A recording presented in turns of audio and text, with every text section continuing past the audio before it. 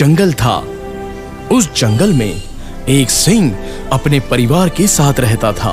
उसकी एक बीवी थी और प्यारे 2 बच्चे। उनका खुशहाल परिवार था।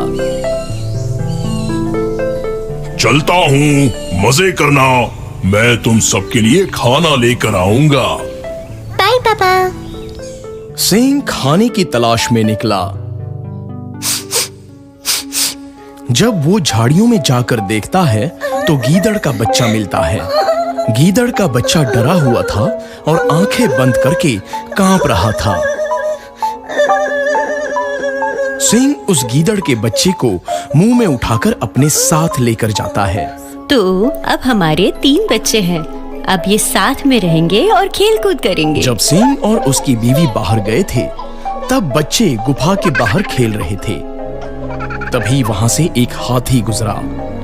हाथी को देखकर सिंह के बच्चे उसकी ओर आक्रामक हो गए, पर वो गीदड़ का बच्चा डर गया और घबरा गया।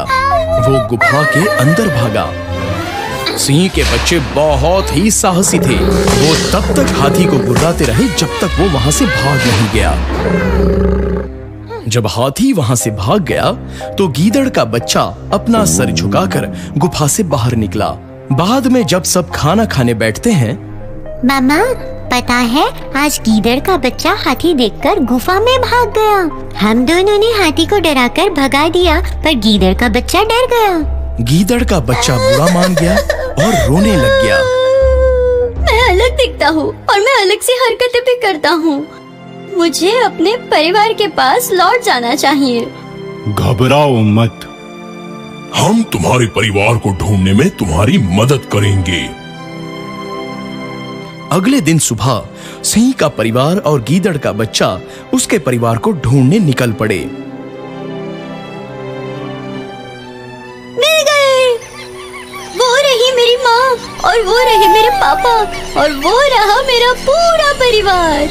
सिंह का परिवार कुछ दूर रुक गया और गीदड़ को उसके परिवार के पास लौट जाने कहा। Bye bye bye. गीदड़ की माँ उस पर प्यार जता रही थी और वो बच्चा सभी गीदड़ों के साथ अपने शरीर को घिसने लगा। इस तरह वो अपना प्रेम और स्नेह जताते हैं। अपनों के बिना जीवन अधूरा होता है।